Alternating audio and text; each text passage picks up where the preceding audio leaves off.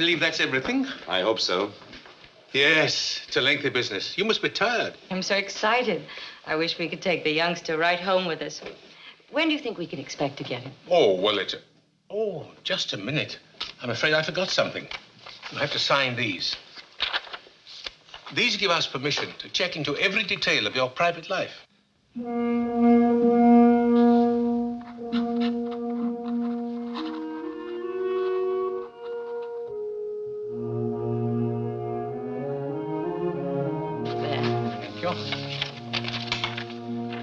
Thank you.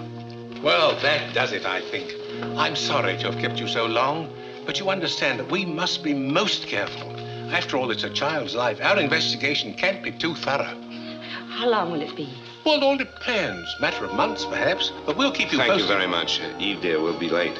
Goodbye, and please hurry. Goodbye. Goodbye. Thank you. Goodbye. Bye.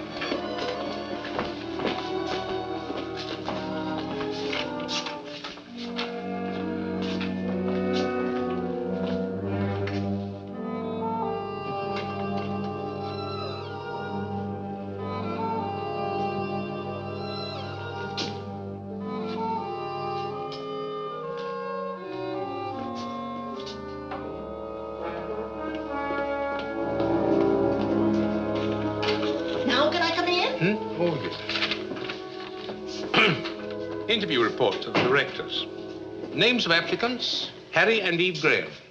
She is 32, he's 38. Occupation, traveling salesman for the Sutter Sales Corporation, dealing in electrical appliances. The company is owned by the Grahams and was started about 4 years ago. Mrs. Graham appears to be very capable. She handles the office work. Mr. Graham covers the Los Angeles area, where they hold a sales franchise for a deep freeze concern. Their income, presently about 20,000.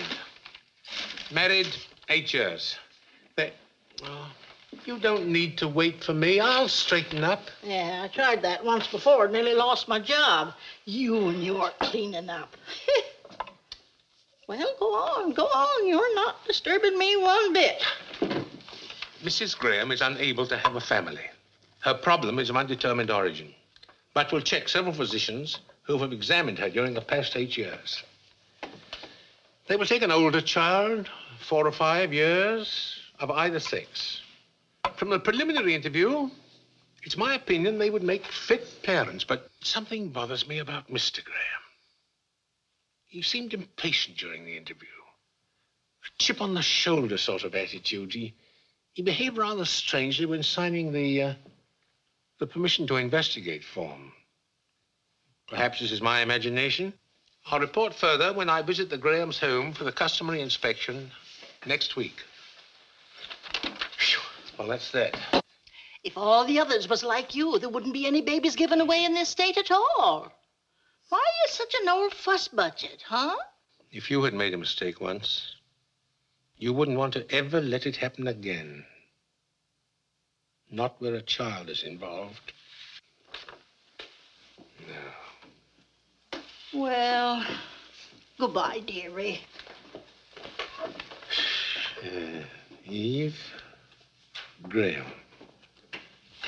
To Sutter Street and Harry Graham.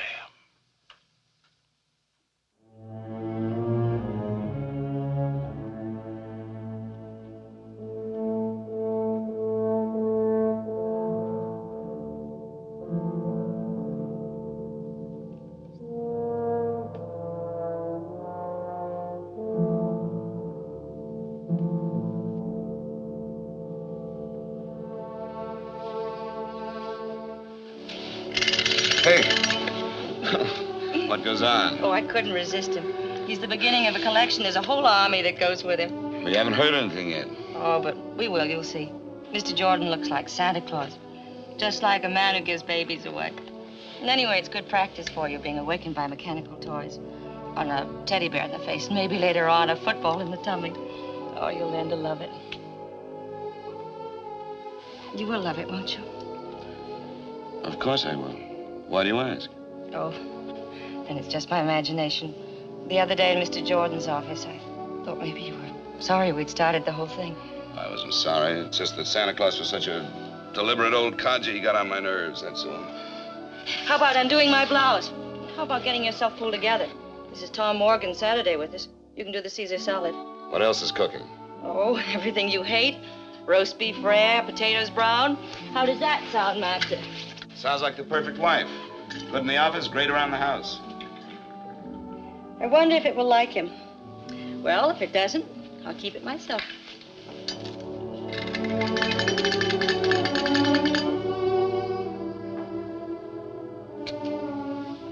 I remember other Saturday afternoons when it was always like this. A long time ago.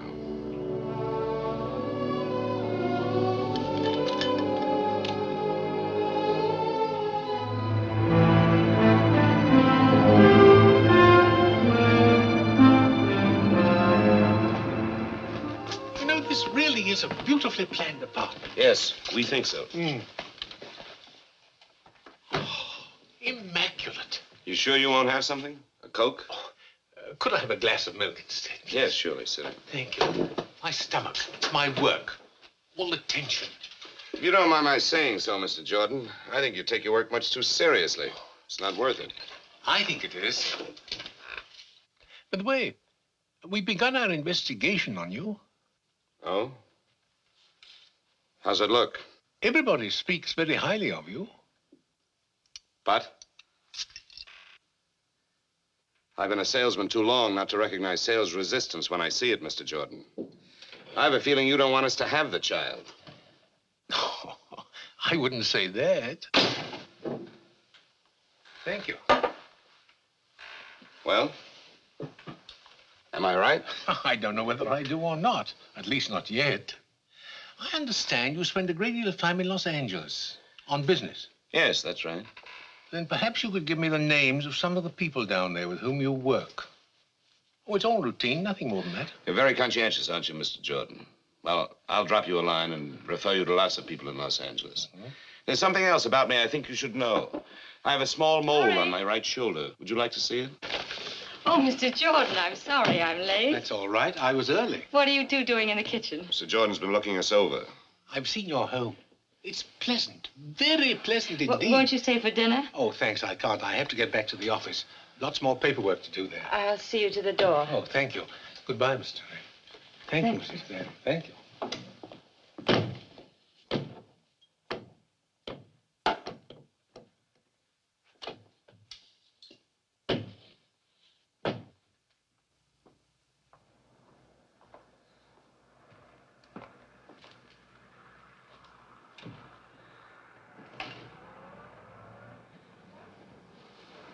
What happened between you two? Oh, I'm sorry, Eve.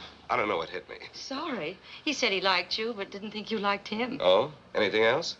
That we could start fixing up that room, and he thought I'd be a good mother. Once Mr. Jordan is right. Well, the star salesman of the Sutter Corporation had better get on his horse. What time's your plane? 9:15. I've got a date with the Clark Company buyer first thing in the morning. If we can only sell that account. By the time you're a father, just think you can hire one salesman or even two the way things are going, and you can stay home and run the show. What's this? Are you resigning? Well, not exactly. I'll be around to heckle a bit. That's a woman's privilege. Well, I've got to pack. Oh, I'll do it for you, but there's not much to pack. Everything's in Los Angeles. Don't you ever get a hole in your sock? And how do the buttons manage to stay on your shirts? You never bring them home. I've found a laundry that does it. Saves a lot of trouble. I'll only be a minute packing your bag.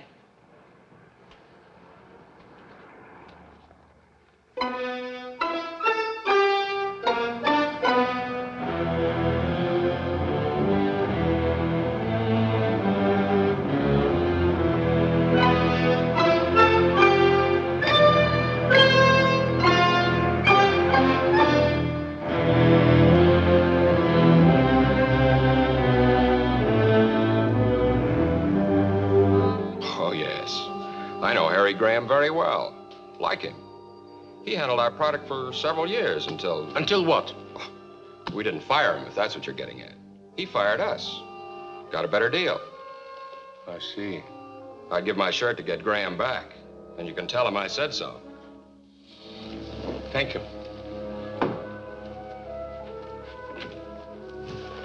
Thank you very much.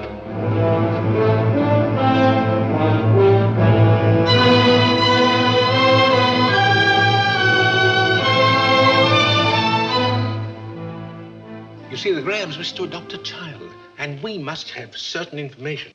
Well, isn't that nice? They want to adopt a baby. How long has Mr. Graham made his office here? Oh, I guess about 2 years. Where does he live when he's in Los Angeles? I guess he just lives around. Hotels, motels, wherever he can get in. It's cocktail time, honey. Are you with me? Mr. Jordan, this is Roy Esterly. Oh, I'm very pleased to meet you. What line are you in? Mr. Jordan is getting some information on Harry Graham. Oh, Harry's not in any trouble. Mr. Jordan's not a cop. I'll tell you later. Okay, sweetie. You fill him in on Mr. Exclusive, and when you get through, come on back and have a little chat with me, huh? Excuse me, but could I ask you a few questions? Well, sure. Fire away. What do you know of Mr. Graham? Oh, he's a good guy. But you called him Mr. Exclusive. Oh, well, I was kind of kidding, I guess. See, we never see him except here in the office, and of course, when he's here, he's buried in work. You know, I can't understand how a guy can live without a little social life. So he's not a playboy, like some cornballs I could mention. Playboy? He's the original Invisible Man. You never see him anywhere. He's not at the hotels, restaurants, nightclubs. Man comes to town, and just like that, he disappears. Mr. Jordan, I have an idea. I'm sure Harry will be calling in. You can get everything you want right from him. I'll call the hotels for you. Why don't you just sit over there at Harry's desk? Well, thank you, miss. Maybe I should see Mr. Graham after all. Yes, I'll wait. Oh, as long as you're going to all the trouble, would you kindly ask the hotel people when Mr. Graham was last registered? Surely, I could do that. Say, Mr. Jordan, your throat must get pretty dry asking all those questions. How about a little slug? Oh, you're very kind of you, but no thanks. Bob Vance never called, did he? No. That's good, because I don't want to talk to him. Hello? No, he's in Redlands. He'll be back the day after tomorrow. Yes, I'll have him call you.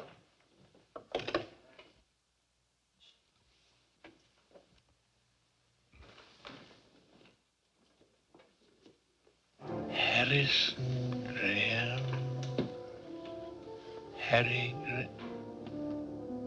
Harrison Graham. Good night.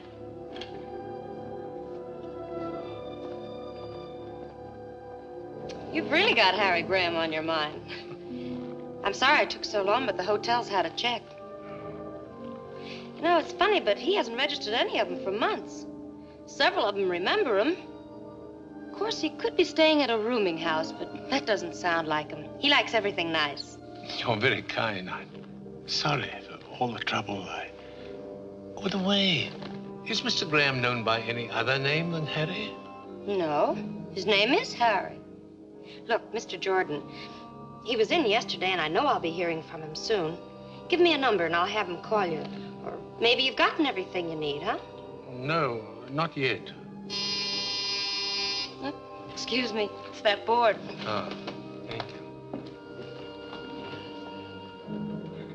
Graham, Harrison Graham, 132 Brink.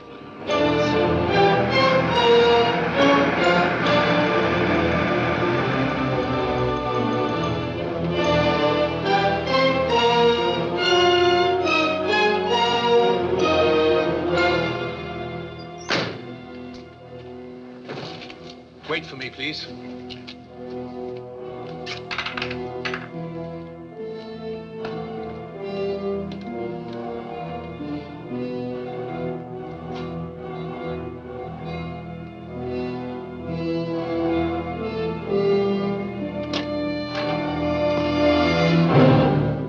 Good evening.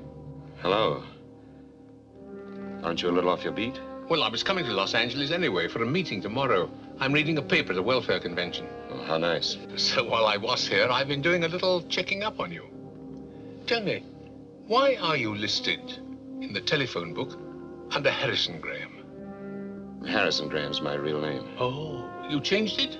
Some time ago. I thought it sounded a little formal, if you know what I mean. Yeah, but in San Francisco, you're listed as Harry. The phone company got it mixed up. Look, I'm dead on my feet. I just got home from work a couple of hours ago. Suppose we meet for lunch tomorrow. Maybe we can learn to get along. Well, I'm busy tomorrow, but I'm sorry I bothered you. But after all, it is my job. I understand. Yeah. Good night. Good night.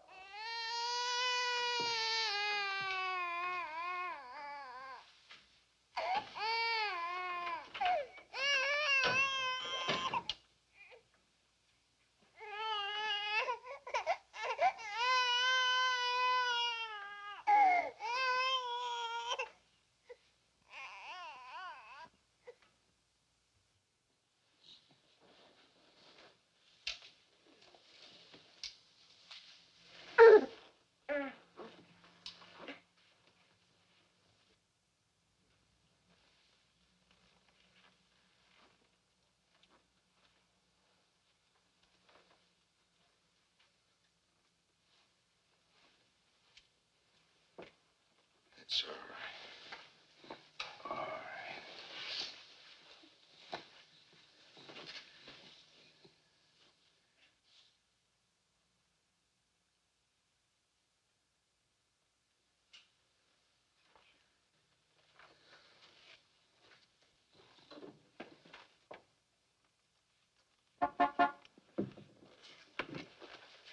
Pay him off. Tell him to go. You wake them both up. My wife's sick, too.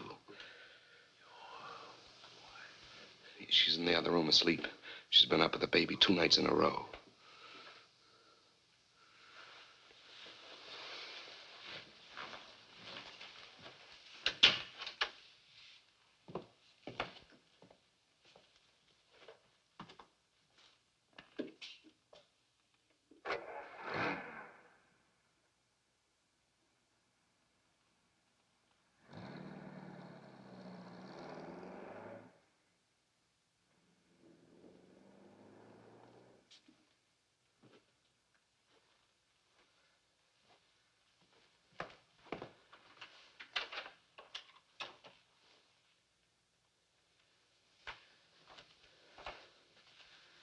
How long has this double life of yours been going on? About 8 months. And you tried to adopt a child. What are you going to do? Call the police. You can't. Not now. Not with her like this. Please, I've got to try to make you understand. Please. I can't believe it. I can't. How could a man like you, successful, admired, get into a position as vile as this? How? I don't know. I don't know how. Loneliness, I guess. Have you ever spent half your life living in hotel rooms, eating in restaurants with only a newspaper for company, walking the streets, looking for a movie you haven't seen? Well, that's the way it was one Sunday afternoon when I was stuck in Los Angeles. Couldn't get home to spend the weekend with Eve. I called her, but we didn't talk about us. She was in one of her executive moods, a career woman. You've never seen her that way. She's different now. Anyway, when I got off the phone, I was twice as lonely. I felt as if the walls of the hotel room were closing in on me. So I decided to go out for a walk. Some men on the road escape their loneliness with women who are easy to get. But that didn't work with me. In all the years of my marriage, I never looked at another woman. Eve was my whole life. Yet, sometimes in those years, I felt a distance between us which was more than miles. When we found out we couldn't have children, Eve was bitter, restless. It was my idea coming into the business. She caught on fast. So fast, she doubled our sales in no time. And our marriage, well, it became a business partnership. So on that particular Sunday, my aloneness was like a pain.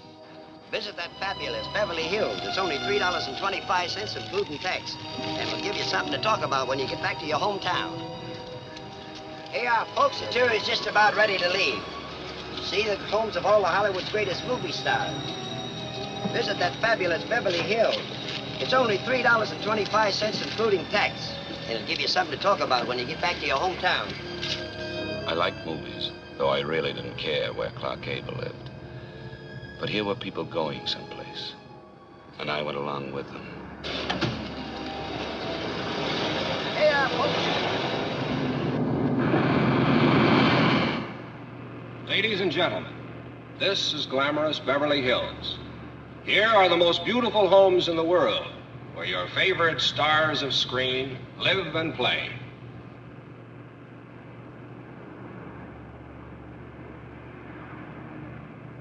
Over there is the home of a woman who knows Hollywood best. A lady who shares her secrets with millions, Luella Parsons.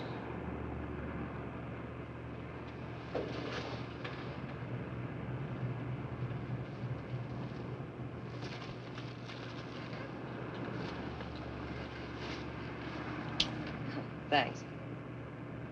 Here we are. On your right is the home of that shy and modest man, Harvey's friend and yours, Jimmy Stewart. Now take a look on your left, and you'll see the home of that funny, funny man, Jack the Miser Benny.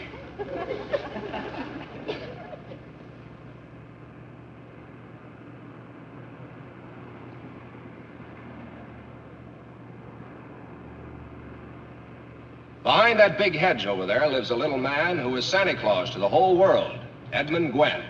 Remember Miracle on 34th Street? Oh, that was a wonderful picture. Did you see it? Uh-uh. You missed something. I'd like to know where my favorite mule, Francis, lives. What's that? Oh, excuse me. That's all right. Haven't you any interest in how the other half lives? No, not particularly. I'm just crazy about bus rides. Gives me a chance to get off my feet. And here is a home of a man who's good with the jokes and a genius at the piano, Oscar Levant. Well, I heard him play a Gershwin concert once. He was just great. What is this, the story of your life?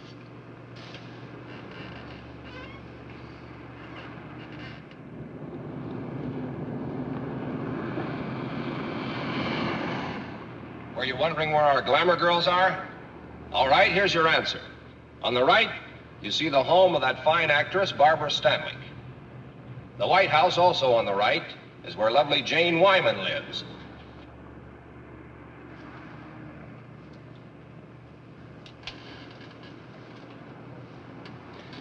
You know, you just like me for my lighter, that's all.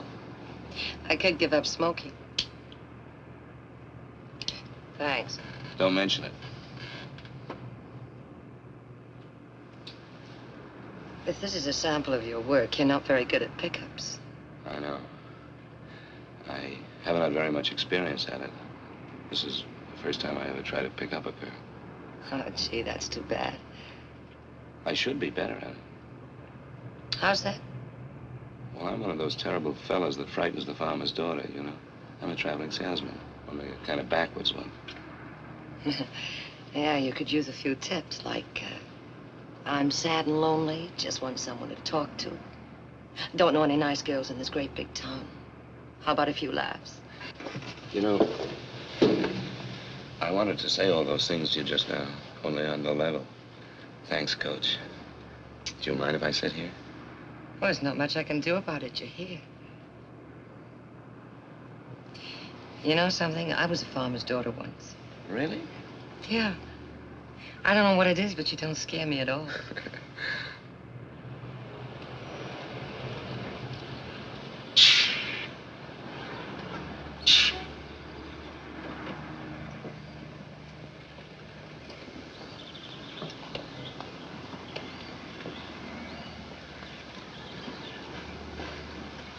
Well, thanks for the use of the lighter. Bye. Oh, just a minute. In case you ever need a deep freeze, my name's Harry Graham from San Francisco. Oh, well, that's nice. Mine's Phyllis Martin from here. From here? This doesn't look like very good farmland. You told me you were a farmer's daughter. Yes, well, that was a long time ago. Oh. Thanks. Oops, doesn't work. Well, remember me to Jack Benny. And there's something else you should know about traveling salesmen. You kill me. They have very large expense accounts and frequently buy dinner for pretty girls they meet on buses. Well, I must say your style's improving fast. But I'm afraid I can't. Sorry.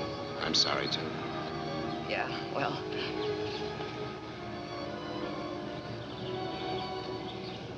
Do you like Chinese cooking? Sure. Why? Have you changed your mind? I know a place that has the greatest water chestnuts in town. If you can stand water chestnuts. I'm mad about them. Let's go. All right.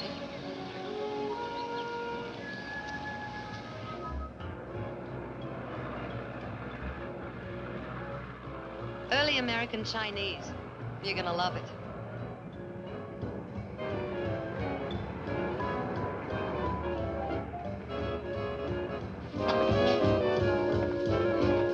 Cozy little place, isn't it? Do we have to eat here? Oh, yes, it's a must. Now, why don't you relax and I'll be back in a few minutes, huh? Hi, Sam. Good evening, Miss Martin. Good evening, sir. Will you take care of the gentleman for me? Right this way, sir. I'll have a drink at the bar while I'm waiting for the lady. Good.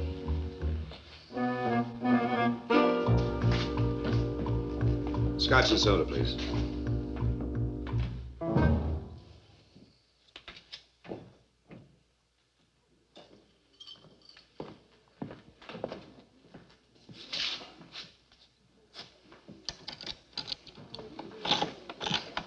Here you are, sir. Oh, thank you.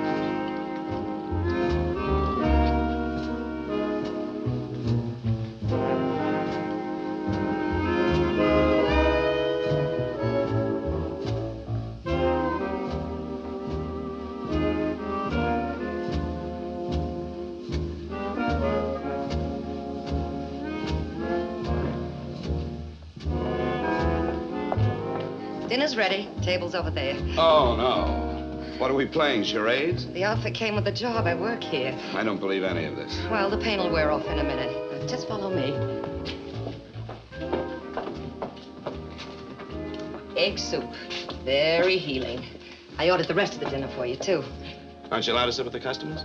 Maybe later. But go on, eat your soup. It's the only genuine Chinese dish we serve here. The guy who owns the place used to run a string of hot dog stands. His name's Hannigan. You sure you can't sit down? No, I can't. Try it. How was it? Tastes good. Say, where are all the people? Oh, Sundays are quiet. And all the rest of the week. How long have you been working here? About 6 months. I needed a job, and Hannigan needed someone to liven up the joint. You can see I've been a howling success. Come on, sit down, huh? No, I can't. Say, where'd you say that farm was? I didn't. Little place called Pennsylvania. How'd you get all the way to Los Angeles? Well, I wanted to see the world. So you started with China, huh? That's right. You know something? They've never heard of chop suey in China. You don't say. That's right. It's the house specialty here. And the next course, if you can stand it.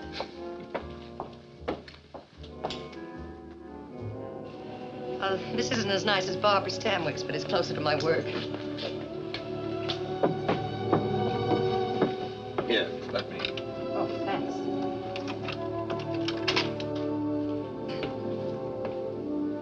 Well, thanks for a lovely evening. It was nothing. Drop in again sometime. So long. You know, we've been together 7 hours, and I still don't know a thing about you, except that you're the nicest stranger I ever met on a bus. Well, I don't know anything about you either. Let's leave it that way, huh? All right. I will tell you one thing about myself, though. What's that? On that bus this afternoon, I felt just as lonely as you did. Feel better now.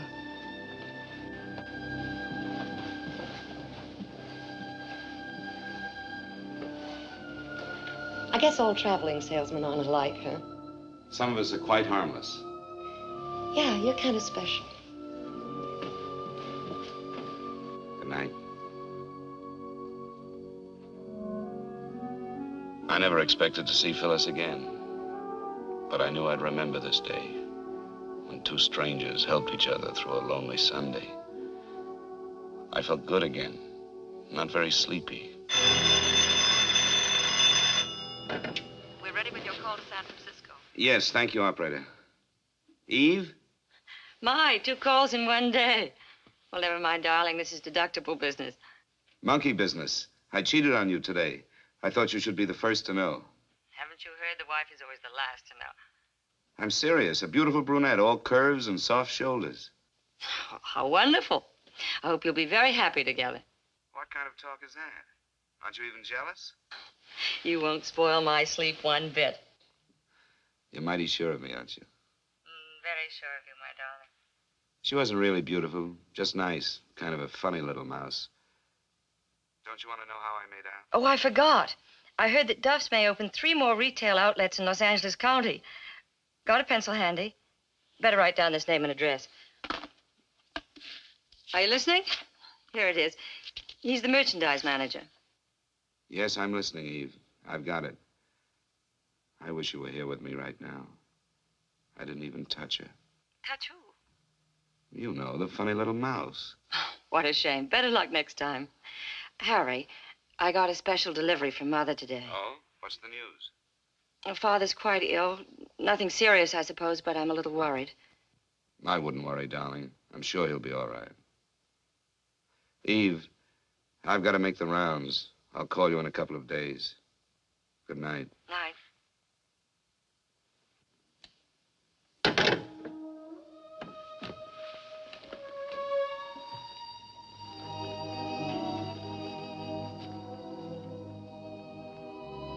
And in a couple of days, I did get home. Dead tired and a little bit sick of the deep freeze business. I only wanted a weekend with Eve. But she had other plans, big plans. Tom Morgan, our lawyer, was there.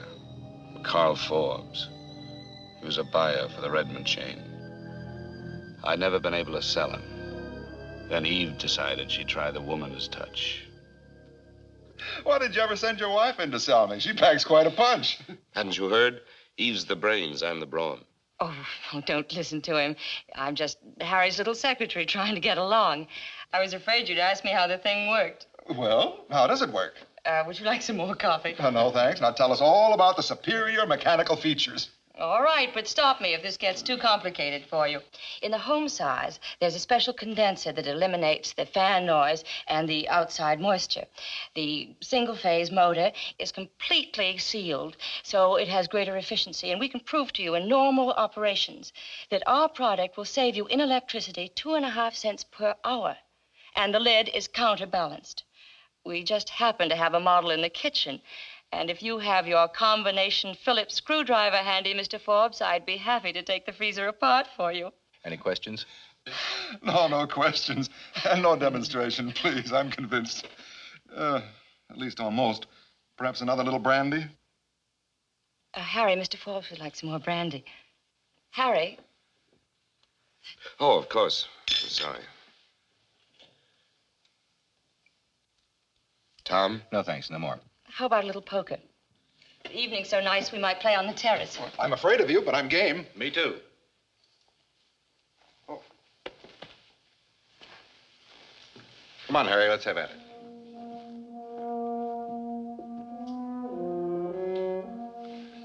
You know, I think we're really on our way. I'm sure we got Forbes. It's the power of a woman for you.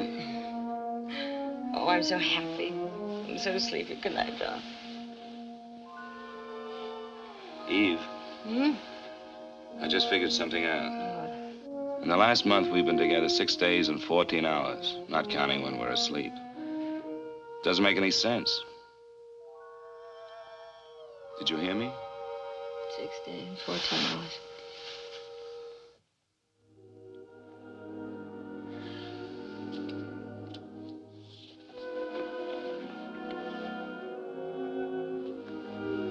Eve, let's go away tomorrow.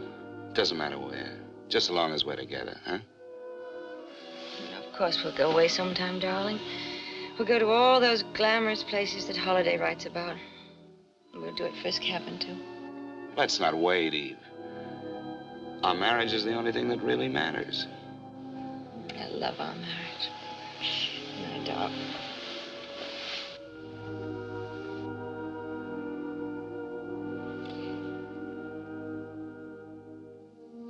So I hit the road again.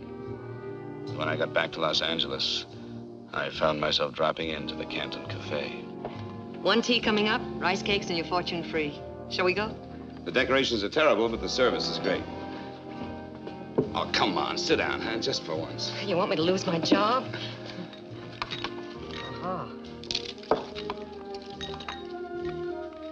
What does it say? You will travel far. Well, that's right in the button for a traveling salesman. Here's another one. Uh-huh. Money and fortune await you. That's better. And the last one. Dance and the world dances with you. Wow. Things are warming up. Do you like to dance? I don't know. It's been a long time. Well, do you want to take a chance with me? All right. When you finish tonight, where'll we go? Oh, why don't we stay here? It's so romantic. You're a little character. Miss Martin, Oh. over there.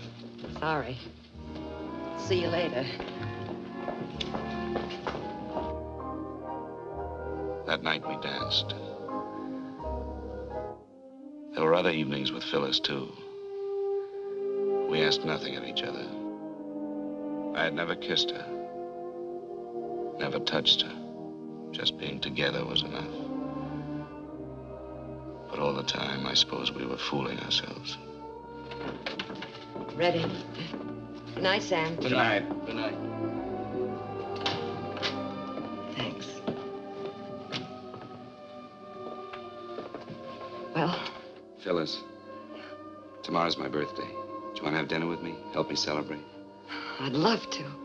And tomorrow's my day off. I'll pick you up at 7. Sure you haven't anything better to do? I'm sure.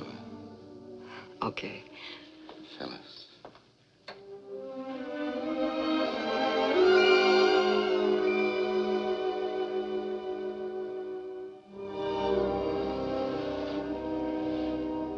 Good night, Harry.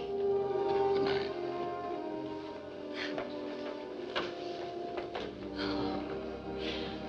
See you tomorrow then, huh? At 7.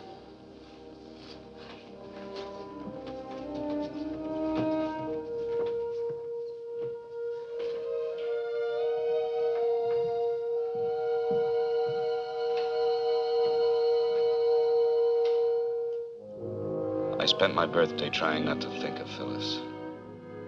Still, I felt her closeness. I was finding out that I was not the take it and leave it kind. I knew then I couldn't see Phyllis again, that night or any night. I felt like someone who walks away from the edge of a cliff, back onto solid ground. I felt pretty low, too, about walking out on her. But it was better this way, much better. Come in. Tray's over there.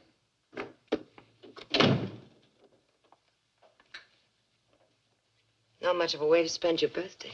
Phyllis, didn't you get my message? Well, sure, I got it. That's why I came over. I was worried. What's wrong? Nothing serious. I think I'll live. Just a headache I couldn't shake. Yeah? Feels better. Lots better. Oh, I brought you a birthday present. It's nothing much. Just a Cadillac. Well, don't you want to open it? Sure, I'll open it. Bit flashy, but I thought you'd like it. Smells good. I do like it. Thank you, Phyllis. Well, I may as well put a gift to work. Just close your eyes now. We'll take that headache away.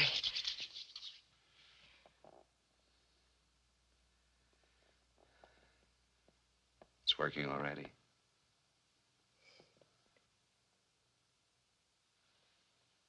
Any happy returns?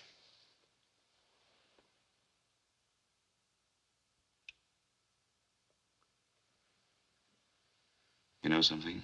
The headache's all gone.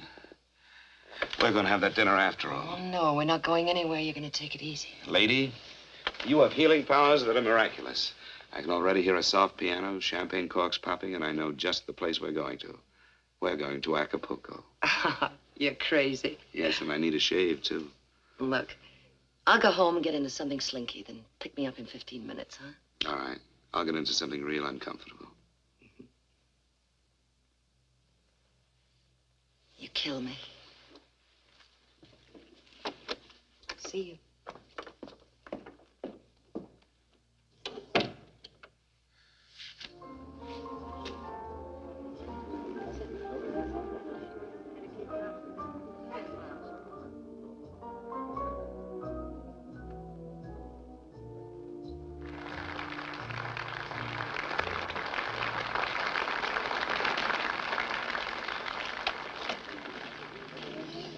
Oh, it's such a lovely night.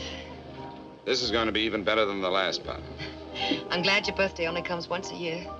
This once was worth it. Acapulco. You know, I never thought I'd make it. And only 30 minutes from downtown. You know, you fall in love here. It goes with the check. When did you make that up? Just now. Have you ever been in love? I've tried it. You know what I think? I think you fell in love once, got hurt, been running away ever since. All right. I bet you read poems, too. Yeah, he was with the occupation forces in Germany. You've heard of those Dear John letters, haven't you? Yeah, sure. Well, I got a Dear Phyllis. Seems I lost out to a little Fräulein. I guess all men are no good, huh? Oh, I don't know. I think there are one or two nice ones left in circulation. He's looking at you, Phyllis. Thanks. The stars were very bright, but it wasn't the stars. You know, you're a funny one. Don't you want to know if there's someone in my life? Whether I'm married, divorced, whether I have 6 children, whether I've spent any time in jail? No. Why not? What good would it do me if I did know all those things? I like you as you are. The way we are. I don't want anything from you. And I'm afraid of being in love again. I touched your hand. The spell you cast was a magic thing.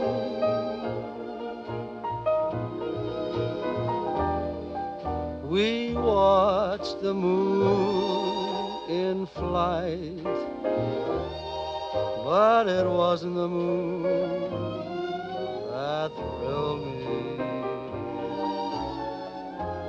No, it wasn't the moon that brought such delight. I felt a thrill so new the moment I kissed you. Heavens faded from sight.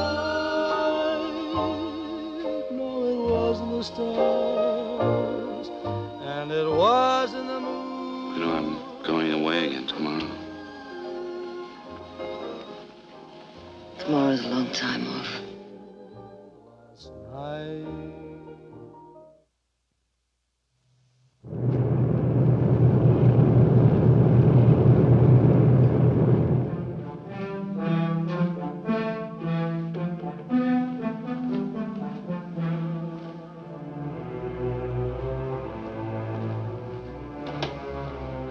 Eve? Eve?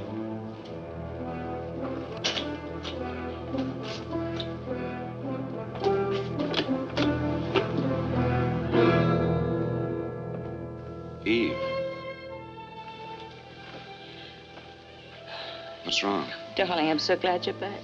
What's the matter? Father's had a heart attack. His condition's critical, and I have to go at once. Oh, poor baby. I'm sorry. He's such a great guy. Do you want me to go with you? Thanks, but you better stay here and take care of things. Anyway, I got the last seat on the plane. What time? 10 o'clock. I changed planes at New Orleans for Miami. What about money? All right, I cashed a check on the company. How was the trip? Pretty good. We got the Barlow account, but it took some doing. Good boy. Hartnell's in Ventura is complaining about factory deliveries. I got that all straightened out. Oh, fine. Well, I'll take care of the office here until you get back. If If you need any help, call. I'll hop a plane. Maybe he'll pull out of it, huh? I hope so. Ooh, I almost forgot. Oh, lovely. You like it?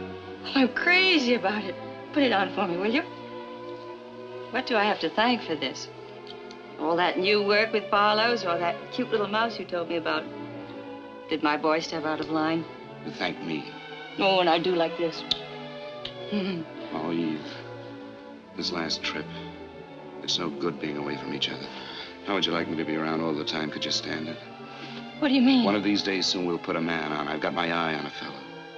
Oh, I think I'm going to cry. I should be so happy if it weren't that...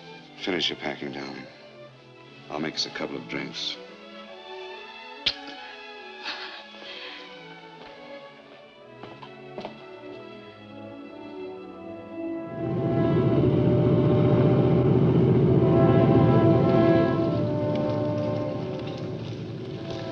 I've been thinking about something. What was that? How about your being here with me all the time? I didn't realize home meant that much to you. I've been so wrapped up in the business that I thought you liked things the way they are, traveling around and meeting people. I did, but I've had it. Now I want to stay put. And I was wrong about something else, too. Wrong? For nearly 4 years, ever since the doctor said no baby, I hated myself and you and everybody. I was resentful when you suggested adopting one. I couldn't see taking care of somebody else's child. Remember that? Yes, I remember. I was wrong. What made you think of it now, after so much time? Maybe it was the telegram from home. I suddenly thought of how much my family meant to me and how much they loved me. And it seemed selfish not to pass it along to a little child that needed it. Even if it isn't your own? It doesn't seem to make any difference. You still want one? Yes, of course I do. Well, then, would you see maybe about getting one while I'm away? Yes, I will, Eve. Tomorrow morning, the very first thing. I thought you'd forgotten all about it, that the business was our baby. Will you forgive me for taking so long? Yes, I forgive you. Announcing the departure of American Airlines Flight number 516 to Atlanta and New Orleans, connecting with Miami. All aboard, please. Well, that's us.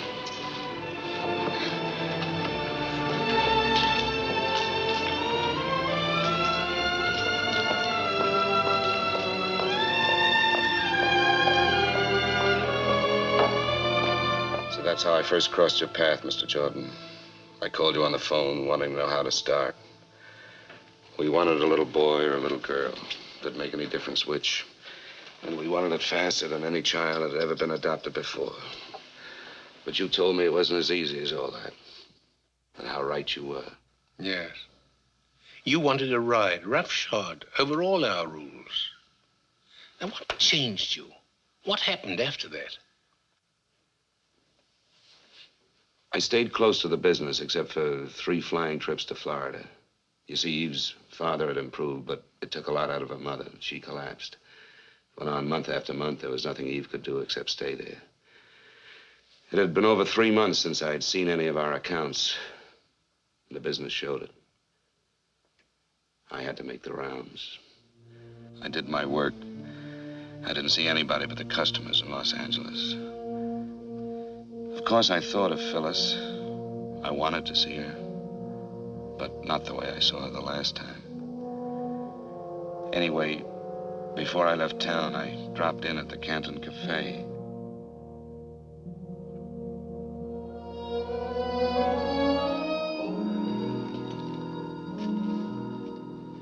Hi, Sam. Hello, Mr. Crane. We miss you. Thanks, Sam. Miss Martin here? Phyllis? No, she doesn't work anymore. When did she leave? About a month ago, maybe a little more. Was anything wrong? She said she wasn't well. She was going away. Where? She didn't say. Will you have dinner here tonight, Mr. Graham? No. No, thank you. Thanks, Sam.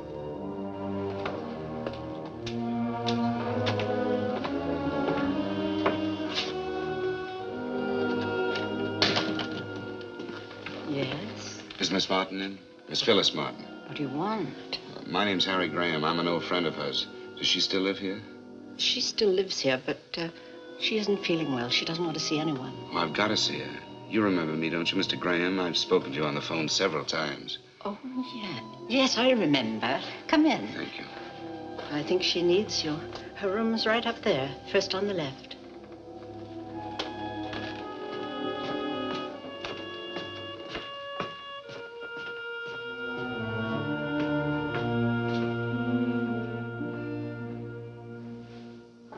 Come in.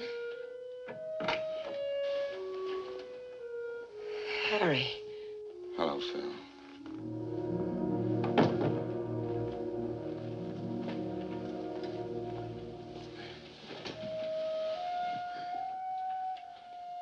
What's the trouble? Nothing. It's good to see you again. I just got back from San Francisco. I've been working there for the last few months. I went to the restaurant and they told me. And I had trouble getting past your guard downstairs.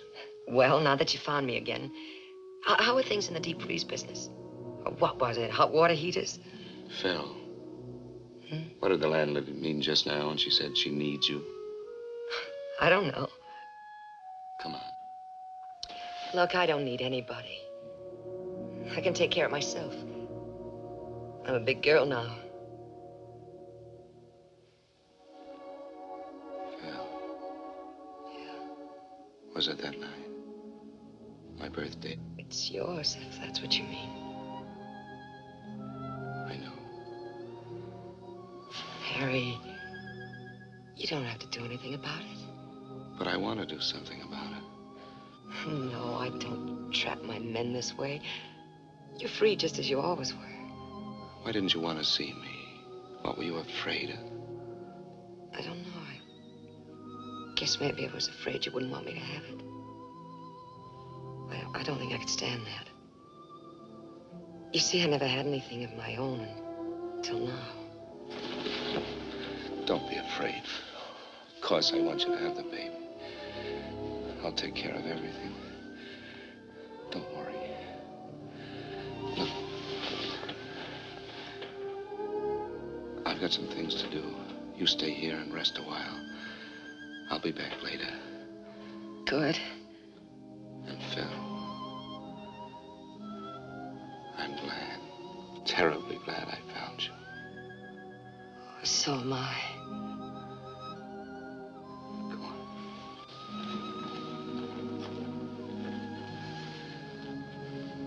You get some rest.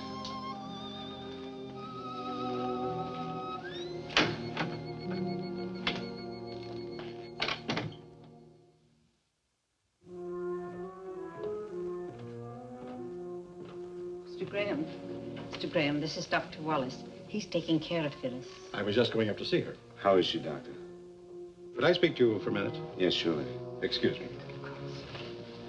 I think she's going to be all right. She's had a rough time of it this last month. 2 transfusions. And she's not very strong to start with.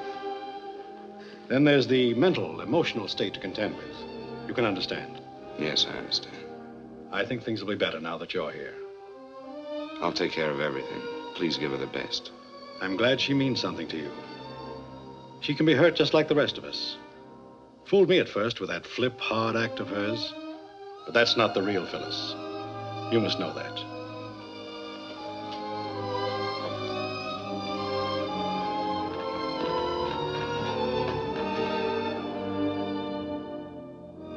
How can a man call a woman his wife for 8 years? Someone whom you love, who loves you. How can you call her and tell her that you must have a divorce? Worse than that, you've been unfaithful. You're going to be a father. How can you hurt someone so much?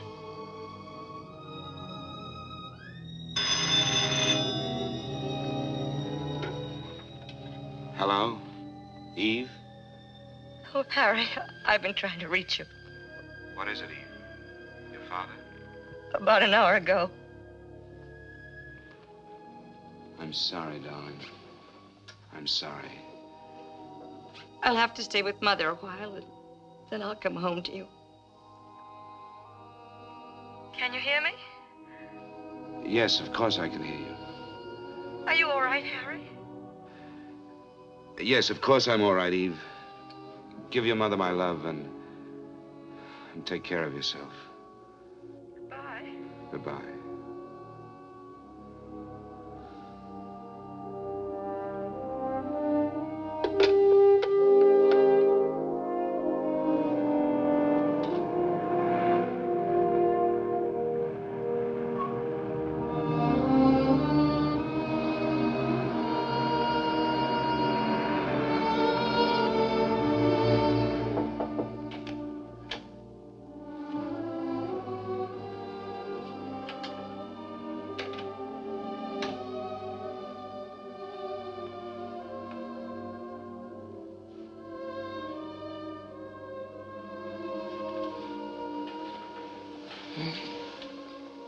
Hello, Phil. Hello. I forgot to ask you something. Yeah, what was that? Will you marry me? No. Not this way.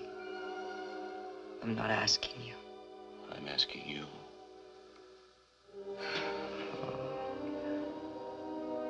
I hate to take you out of circulation like this. There must be a waiting line. There's nothing like that. And no one like you. Are you sure you want me? I'm sure. I do love you, Harry. And I'm so glad I do.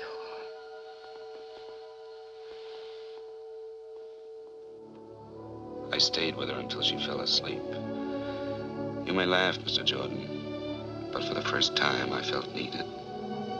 I loved Eve, but I never felt she needed me. How did you expect to get away with it? I didn't. What did you do when Mrs. Graham came home a few weeks after your other marriage? Why didn't you tell her then? Wasn't that the plan? Yes, that was the plan. That was also the time when you came in again, Mr. Jordan. You have some cream? Oh, I have been away a long time. I never take cream, remember me? I'm sorry, I forgot. I have a surprise for you. Surprise? A sentimental surprise. Come on, bring your coffee.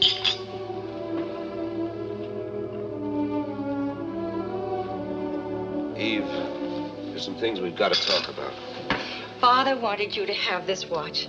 It was grandfather's, and then when Father and Mother married, it was a wedding gift to the groom. Grandfather said that having a watch and chain made a man feel more like a man, sort of like a mustache cuff, I suppose. I wish I could have thanked him for it. Well, he told me to tell you to take very good care of it because it should be passed down to our son. He said it was a lucky watch and should be kept in circulation. Our son, I'm glad he didn't know how I let you down. You haven't let me down. You couldn't. Yes, I did. When I learned I couldn't have a child. And that's when I became the little efficient white-collared girl. I forgot some things. You didn't forget. Maybe I became the absentee husband. Wanted to show the business world we were smarter than the rest. And we did show them. Listen, Eve. Come on. I've got another nice surprise for you.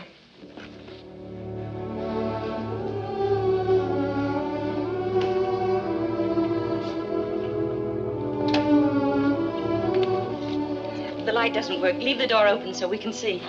I cleaned it up today. But don't worry about your golf clubs. I put all our junk in the closet and I stored the suitcases. Oh, I think it's going to be very nice when we get it fixed up. Go a little slower, Eve. I'm not with you. Remember Mr. Jordan? Mr. Jordan. When I left for Florida, you said you'd look into the adoption business, and you told me about Mr. Jordan. Oh, yes. Now I remember. I spoke to him on the phone. What about it? Well, that's a surprise. I called him this morning. He said he wanted to see us both, but he thought he could help us. Of course, it may be a while. Well, so you decided to go ahead and fix the place up? Well, I know it was impulsive, but I couldn't wait. I thought we'd put the bed here, and the chest of drawers over here, and one of those little rubber tubs in case he's too small to use ours. Like it? You still do want a child, don't you? Is adopting a baby terribly important to you? Oh, yes. More important than I ever knew before. It's except for you, would mean everything to me. All right, then. I guess we'll go see Mr. Jordan.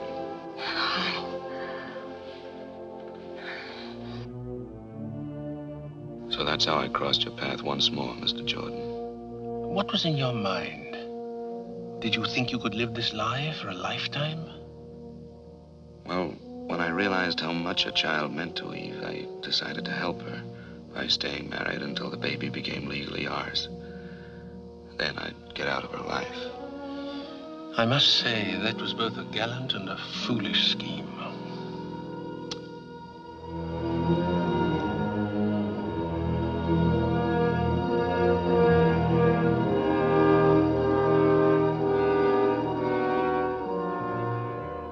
Those were months of panic, fear. Like the night my son was born prematurely, just as the doctor predicted.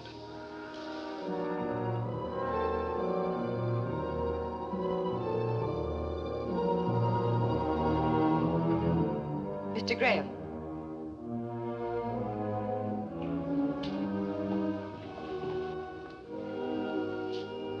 Mr. Graham, you have a little boy. You can see him through the window down there.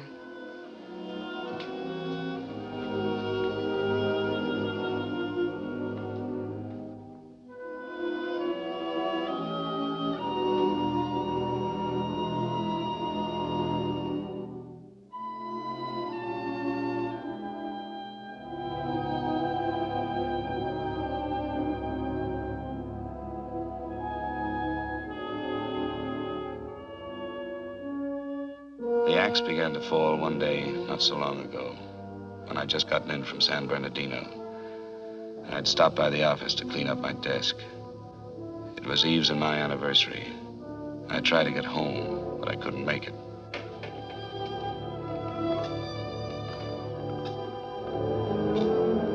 Is there a man in this joint that's been married 8 years? Eve. Don't look so shocked. I'm your anniversary present. I almost didn't find you. I called all the hotels you've ever stayed in. Where are you staying? Oh, I'm not. I just got back from San Bernardino. Did you get my flowers? Oh, I didn't wait for that. I got your wire and decided something should be done about it, so here I am. Aren't you glad? Of course I am. I was just about to call you. Oh, never mind that. How about closing up the store and buying me a dinner? You bet I will. As a matter of fact, we're doing so well, I'll put it on the expense account. Let's get started on our 9th year.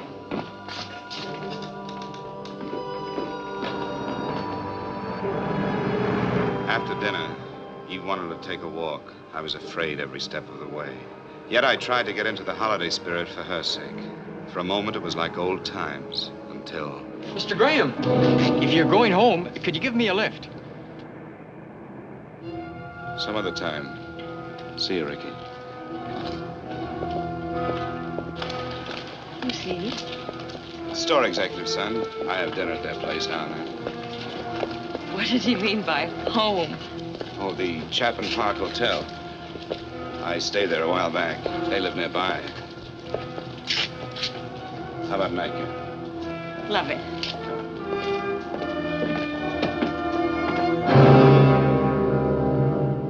After I put Eve on the plane for San Francisco, I came home to Phyllis and more of my insane double life. I was beginning to act and think like a criminal, afraid to be found out, yet sick of deceit and lies. Hello, Phil.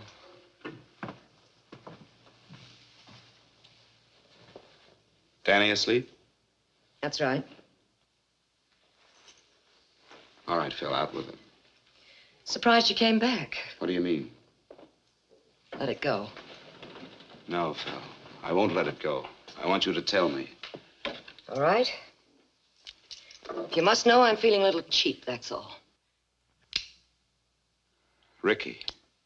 Worse than that, Ricky's mother. Oh, she couldn't wait to phone me all the grisly details. Made a wonderful story out of it. You know, just like the Sunday papers. Husband's supposed to be out of town. Secretly meets another woman. Secretly. He might have done a neater job of it, Harry. Yes. Yes, you're right. Getting awfully excited over one, aren't I? There must have been others. No, no others. Well, that's a comfort. I'm behaving like a fool. After all, I dragged you into this marriage. Stop it. Don't say that. It's not true, and you know it. Leave me alone, will you? Listen to me. There's something I've got to tell you. Please. Just leave me alone. Phil, you must listen. Harry, get out, will you? Phil. Get out.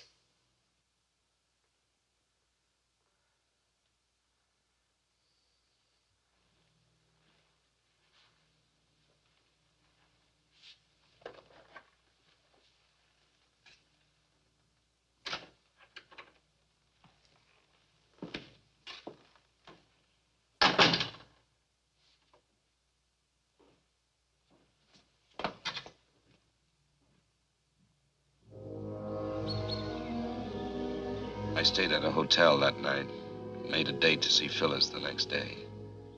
There were things we had to talk about. She said she'd meet me in the park near the house. It's hard to explain my thoughts as I sat there. I had my way out. Now I could put an end to this nightmare. I loved Phyllis and her child. I didn't want to lose them. And I hated to bring them pain.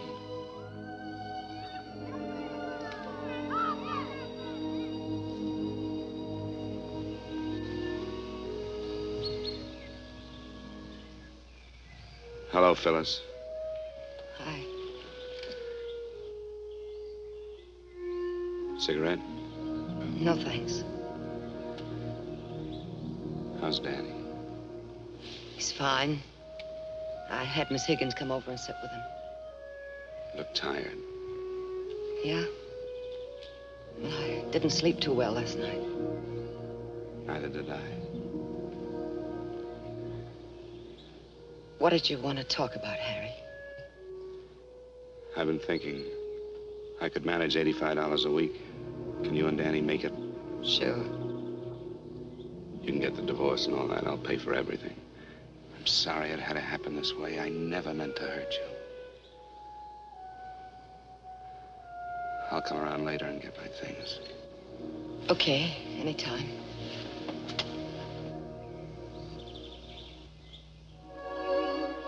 Goodbye, Phil. Goodbye. Harry. This is crazy. I can't go through with it. I guess you just gave my ego a kick. Will you forgive me? I do love you so. You big lug. You know why I didn't sleep last night? I kept thinking about our marriage. You know, the way we got into it. It wasn't fair to you. Don't say that, Phil. Never, do you hear me? Please, take me home, will you? You really want me to? Oh, yes. We need you. Come on.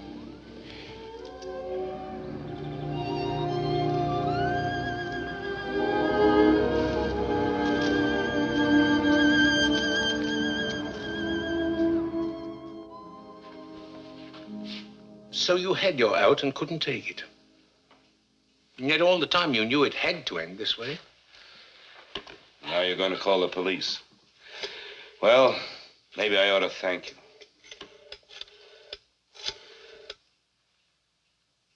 I'd like a taxi at 132 Brinkman Street, please. That's right, thank you. I'm not a policeman. It's not my duty to do anything but see that the juvenile wards of the state of California are given decent homes. I'll pick up my taxi outside.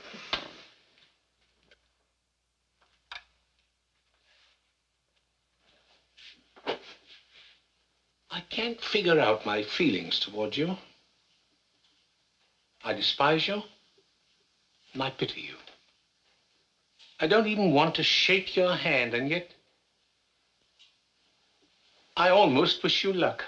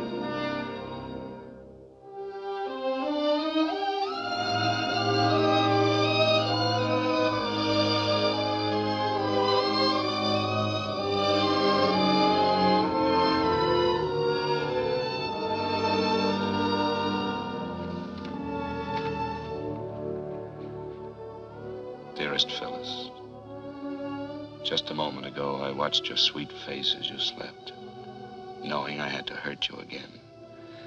And when I tried to say goodbye to Danny, it was almost unbearable. I cannot expect you to understand what I'm about to tell you.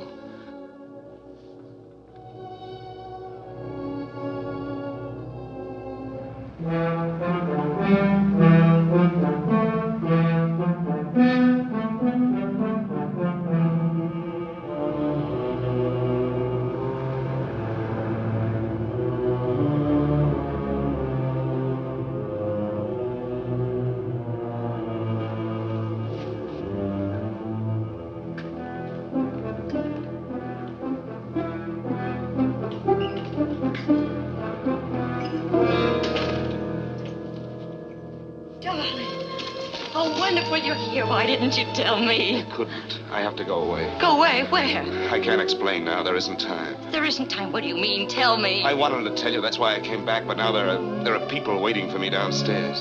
People? What are you saying? All I can do is pray that one day you'll forgive me. Try to remember one thing. I love you. I've always loved you. But you can't go away like this. Oh, I love you, too. Dearest, it's the only way. Tom Morgan will call you. He knows all about it.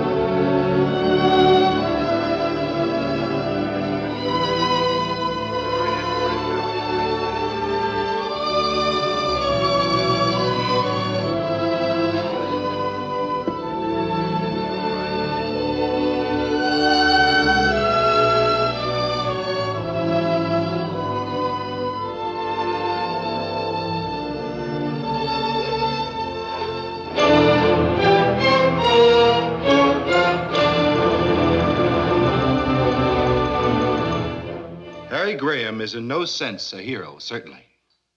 But neither is he a monster. He's an ordinary man that made one terrible mistake. In this case, there's a peculiar sense of irony. If Harry Graham had taken Phyllis Martin as his mistress, some people would have winked an eye and turned their head. But because he gave her and the child she bore him his name and an honorable place in the community, he must be utterly destroyed. Now, I don't deny that the defendant should be punished. But I do believe that in this case, punishment might well be tempered with mercy. Thank you. As the prosecutor has pointed out, there are many bigamous marriages going on that nobody knows about. The prosecutor is also quite correct in observing that this is a condition which strikes at the very roots of our society. Please stop it. I'm guilty. Why go on talking about it? As the counsel for the defense has brought out, there's irony in this case, tragic irony. I suspect that the defendant may have even loved both these women. Perhaps he even needed them both. I also suspect that he may now have lost them both.